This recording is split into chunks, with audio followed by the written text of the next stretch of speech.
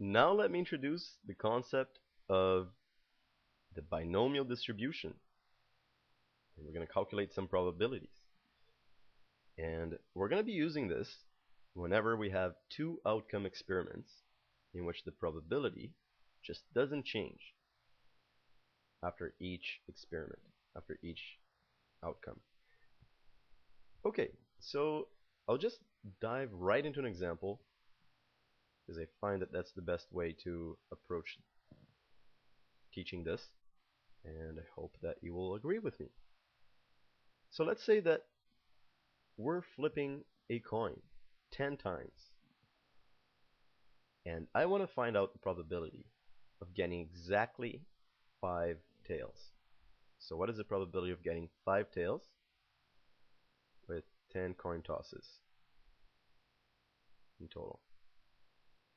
So this is a perfect example of a question that we can solve, or a probability that we can calculate using the binomial distribution.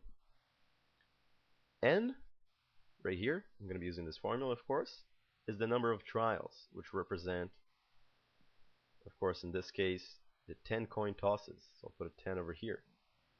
And we're going to have 10 choose K. K is the number of successes. And a success, in this case, will be obtaining tails. And we want 5 tails, exactly 5 tails. Now, P is the probability of getting tails with each try, which is just half.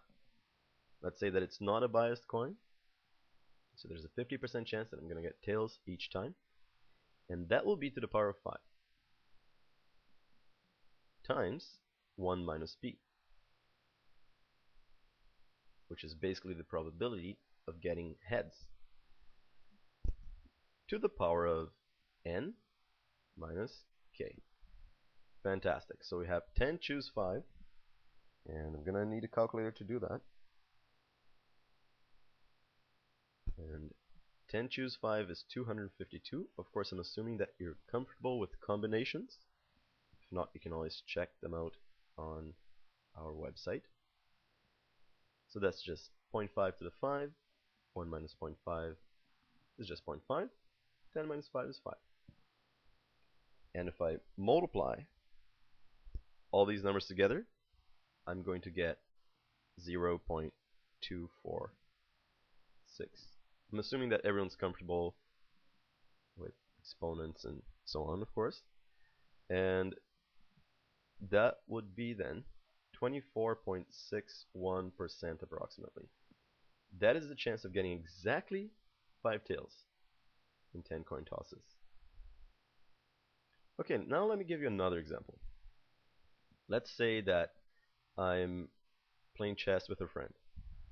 And because I'm just great at chess, I'm just amazing, the probability that I'll win a game against my friend, so the probability of G winning, I'll be G, is 0.9. That represents, of course, just P. Let's say that I play 7 games with my friend. Let's calculate the probability that I will win every single time. So what is the probability of 7 successes out of, or 7 wins out of 7 games? Okay, so let's just use the same formula. N will be 7 games, and I want 7 wins, 7 successes. The probability of each success as established is 0.9. So I have a 0.9 chance of winning each game, 90% chance of winning each game, to the power of K, of course, which is just 7, times the probability of a failure, or losing against my friend, a remote possibility of 10%, to the power of 7 minus 7. 7 choose 7, that's just 1. Now we have 0.9 to the power of 7, which is 0.4783 approximately. And 0.1 to the power 7 minus 7 is just 0. 0.1 to the 0 is 1.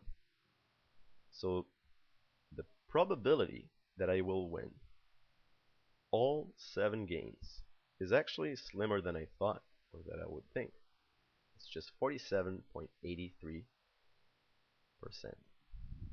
That's it. Okay, so now I would strongly suggest, in fact, that you scroll down, you try a few questions, and you click on the questions that you don't understand to watch explanation videos. Good luck.